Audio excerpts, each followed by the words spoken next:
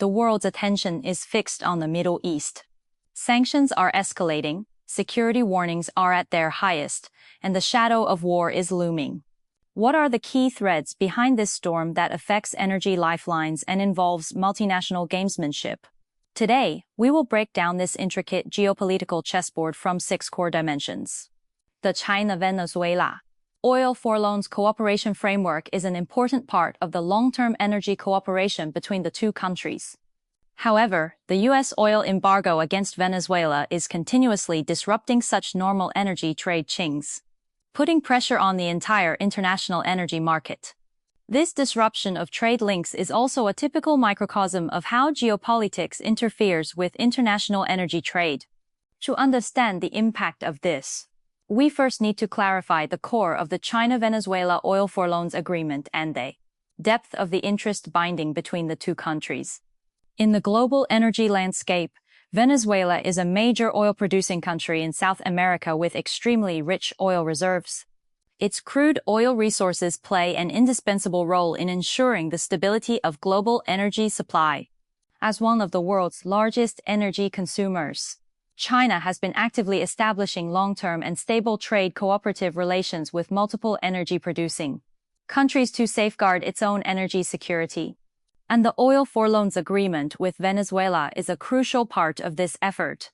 Under this cooperation framework, China provides large-scale loans to Venezuela to help develop its domestic energy industry and build infrastructure.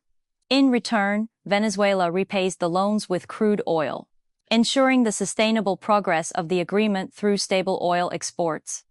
Under normal circumstances, oil tankers undertaking such transportation tasks form a fixed route, departing from Asia, crossing the Indian Ocean and the Atlantic Ocean, loading crude oil at major Venezuelan ports in South America, and then returning to Asia for delivery to refineries, forming a complete energy trade closed loop. The U.S. oil embargo against Venezuela and its claim to indefinitely control Venezuela's crude oil sales channels are unilateral sanctions that obviously directly interfere with the normal energy trade links between China and Venezuela. Under the pressure of such unilateral sanctions, relevant energy transportation and trade activities are facing potential risks. And this uncertainty is a prominent feature of the current international energy trade environment. For enterprises and transportation parties involved in relevant trade, rashly carrying out trade activities may lead to sanctions risks such as ship seizures and asset freezes, consequences that are unbearable. Therefore, adjusting trade rhythms and methods under the pressure of sanctions has become a rational choice for relevant entities based on actual risks, and also a way to safeguard their legitimate rights and interests. The impact of such sanctions on the international energy market is multifaceted. In the short term, the disruption of China-Venezuela crude oil trade may lead to partial adjustments in the global crude oil supply pattern. It should be noted that Venezuela is one of China's important crude oil import sources. If this trade channel is blocked, China may need to adjust its crude oil import structure in the short term and seek alternative resources from other energy-producing countries. Such changes in demand are likely to trigger fluctuations in the supply and demand relationship in the international crude oil market, driving a phased rise in crude oil prices. At the same time, for other energy-importing countries around the world, this also sends a strong risk signal. The U.S. unilateral sanctions policy may arbitrarily interfere with the normal global energy trade order, seriously threatening the stability of energy supply. Many countries dependent on energy imports have begun to worry that their energy trade cooperation may also become a victim of U.S. geopolitical games. And this anxiety has further exacerbated the volatility of the international energy market. In the long run, such sanction incidents may trigger in-depth adjustments in the global energy trade system. On the one hand, energy-producing and consuming countries may attach greater importance to establishing diversified trade cooperative relations, reducing reliance on a single trading partner to mitigate the risk of being affected by unilateral sanctions. For example, energy-producing countries will actively expand new export markets, while consuming countries will strive to broaden import channels to build a more resilient energy supply chain. On the other hand, the settlement methods and transportation route planning of global energy trade may also be adjusted to avoid potential sanction risks. Some countries may explore using local currencies for energy trade settlements, reducing reliance on the US dollar settlement system, thereby weakening the US ability to interfere in energy trade through financial means. In addition, energy transportation routes will pay more attention to safety and diversity, avoiding sea areas that are easily controlled or influenced by the United States to ensure the smooth and safe conduct of energy transportation. This also makes participants in the global energy market more clearly aware that energy security is not only a matter of resource reserves and supply capacity, but also closely related to geopolitical situations. The U.S. practice of interfering in other countries' internal affairs and disrupting normal energy trade through sanctions violates the laws of the market economy and undermines the fair competition environment of the global energy market. The international community's opposition to such U.S. unilateralism is growing. Many countries have called for safeguarding the stability of the global energy trade order, abiding by the basic principles of international law and the UN Charter, and opposing any unilateral interference in normal commercial activities. Chinese Foreign Ministry spokesperson Mao Ning has clearly responded that, as a sovereign state, Venezuela has the right to independently dispose of its own resources, and any unilateral interference in other countries' internal affairs is a blatant violation of international law. This statement not only defends Venezuela's sovereignty, but also upholds the normal global energy trade order. Next, let's talk about the second key point: the U.S. economic strangulation strategy against Venezuela and Iran. Specifically, the United States has imposed an oil embargo on Venezuela and demanded that it cut off all economic ties with China, Russia, and Iran. At the same time, there are reports that the U.S. is considering imposing trade pressure on countries that maintain trade relations with Iran, attempting to turn Iran into an economic island by creating high trade costs and distorting normal business logic. As of January 14, 2026, there has been no official announcement from the White House or the U.S. Treasury Department confirming the relevant tariff escalation policies. It must be recognized that this strategy is not an isolated measure, but rather a crucial component of America's global geopolitical framework.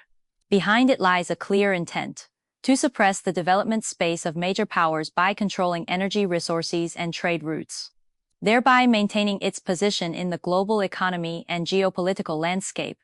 First, let's look at the U.S. economic strangulation of Venezuela. Venezuela's oil industry is the pillar of its national economy, and crude oil exports are the main source of national fiscal revenue. The United States' choice to impose an oil embargo on Venezuela has accurately hit the Achilles heel of Venezuela's economy. In fact, U.S. sanctions against Venezuela have not escalated to this level overnight, but have gone through a gradual intensification process. Previously, the United States has imposed a series of unilateral sanctions to restrict Venezuela's oil exports and related financial transactions. This announcement of an oil embargo, coupled with the claim to indefinitely control Venezuela's crude oil sales channels, represents a further escalation of sanctions. The direct impact of this measure is that Venezuela's crude oil exports have plummeted. National fiscal revenue has shrunk significantly, making it unable to repay foreign debts normally, and the domestic economy has fallen into a more serious predicament. At the same time, Venezuela's domestic energy industry is facing the risk of production stagnation due to lack of funds and technical support, which has further exacerbated the domestic economic crisis. The U.S. demand for Venezuela to cut off all economic ties with China, Russia, and Iran has deeply bound economic sanctions to geopolitical games. The United States is well aware that China, Russia, Iran, and Venezuela have extensive economic cooperation, not only in the energy field, but also in infrastructure construction, agriculture, manufacturing, and other fields. Cutting off these economic ties can not only weaken Venezuela's economic support capacity, but also combat the influence of China, Russia, and Iran in South America. For Venezuela, this is an oppressive and unreasonable demand. As a sovereign state, Venezuela has the right to independently choose its trading partners. And conducting normal economic cooperation with other countries is its basic right. The U.S. demand essentially constitutes a serious violation of Venezuela's national sovereignty and a blatant disregard for the basic principles of international law. After escalating sanctions against Venezuela in South America, the U.S. has gradually shifted its pressure to Iran in the Middle East. There have been many reports indicating that the U.S. intends to use trade pressure to combat Iran's foreign cooperation. However, to date, no official order has been issued for such policies as imposing additional tariffs on all countries that maintain trade relations with Iran, and the relevant rumors remain unconfirmed. It should be noted that due to the long-term sanctions between the U.S. and Iran, the United States cannot suppress Iran through direct tariffs, so it tends to target Iran's major trading partners, such as China, India, and Turkey, which may all be affected. These countries have close economic ties with Iran. Iran's crude oil, natural gas, and other energy resources are important import sources for them. And the two sides also have extensive trade cooperation in manufacturing, agriculture, and other fields. Once such trade pressure policies are implemented, they will inevitably bring huge difficulties to enterprises in these countries. For relevant enterprises, they either continue to maintain trade relations with Iran and bear additional trade costs, which will greatly increase operational pressure, reduce the market competitiveness of products, and may even lead to corporate losses, or abandon cooperation with Iran to avoid sanctions, thereby losing Iran as an important trading partner and energy supply source, affecting the long-term development of enterprises. More importantly, such policies essentially force relevant countries to make a choice between the world's largest consumer market, the United States, and a relatively important energy partner, Iran. This is an extreme act of bullying that completely ignores the laws of the market economy and the principles of fair trade, politicizes trade issues, and uses power to interfere in the normal trade decisions of other countries. From the perspective of the international business community, the U.S. series of economic strangulation strategies have caused a strong shock. Enterprises in many countries are worried about the U.S. unilateral sanctions policy, fearing that their normal business activities may be unnecessarily involved. This anxiety has greatly increased the uncertainty of the global trade environment, making enterprises more cautious in their investment and trade decisions. At the same time, the U.S. approach has also undermined the stability of global industrial and supply chains. In the context of globalization, the economies of various countries are interdependent and integrated, forming a complex system of industrial and supply chains. Unilateral sanctions arbitrarily cut off some trade links, leading to breaks in industrial and supply chains and affecting the normal operation of the global economy. For example, due to U.S. sanctions against Iran, many enterprises that rely on Iranian raw materials or components cannot produce normally, which in turn affects the global supply of relevant products. From a strategic perspective, the U.S. economic strangulation strategy aims to test the strategic bottom line of relevant major powers by controlling upstream energy and trade channels. Venezuela was once a key crude oil import source for China. By cutting off China-Venezuela energy trade, the United States attempts to observe China's response measures and assess China's strategic determination on energy security and geopolitical issues. The various trade pressures on Iran are also intended to weaken Iran's economic strength by suppressing Iran's trading partners, while curbing the influence of relevant major powers in the Middle East. The United States believes that by creating extremely high trade costs, it can completely turn Iran into an economic island, thereby achieving the goal of controlling energy resources in the Middle East and maintaining its own geopolitical hegemony. However, this wishful thinking of the United States has not been recognized by the international community, but has instead encountered widespread opposition. Many countries have clearly stated that they will resolutely safeguard their own sovereignty and interests, oppose U.S. unilateral sanctions and hegemonic acts, and continue to carry out normal economic cooperation with Iran. The third key point is the U.S. security warning against Iran, which sends no weak signal of tension. Specifically, the U.S. State Department has issued a high-level security warning against Iran, reminding U.S. citizens to travel with caution and assess security risks. Based on historical experience, such high-level security warnings often indicate that major regional changes may occur locally, or that the United States predicts a significant increase in regional security risks. Some friends may not be aware that a level 4 warning is the highest level of security warning in the U.S. diplomatic system, and its issuance follows strict standards and procedures, not something that can be done arbitrarily.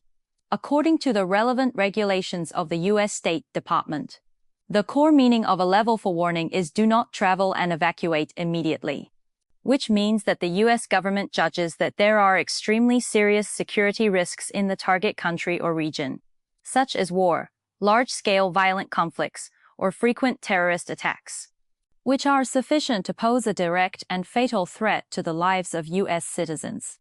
The escalation of U.S. security warnings against Iran is by no means groundless. Usually, if a warning including evacuation guidelines is issued, it will advise U.S. citizens in Iran to leave through safe channels and stock up on necessary living supplies. Such detailed guidelines often indicate that the U.S. government has a very serious judgment on the situation in Iran, believing that local security risks will rise sharply in the short term. Generally speaking, the United States only issues such specific evacuation guidelines when anticipating major emergencies, such as military strikes or large-scale conflicts. The release of this signal has made the world worried about the situation in the Middle East, and the international community has also more clearly realized that the tense relationship between the US and Iran has reached a very dangerous level. Looking back at history, US security warnings have often been highly predictive, which makes the high-level warning against Iran more significant. Before the outbreak of the Russia-Ukraine conflict in 2022, the escalation process of the warning from the US Embassy in Ukraine only lasted 18 days, after which the Russia-Ukraine conflict officially broke out. Before the Moscow terrorist attack in 2024, the US also issued a targeted warning a week in advance, accurately predicting the risk of a terrorist attack. These historical cases fully illustrate that US security warnings are not purely public opinion posturing, but are based on the analysis and judgment of its intelligence system, with strong credibility and forward-looking. Today, if the warning against Iran is upgraded to the highest level of immediate departure, it usually means that Washington has obtained relevant information through its intelligence network, predicting major changes in the situation in Iran, or that the U.S.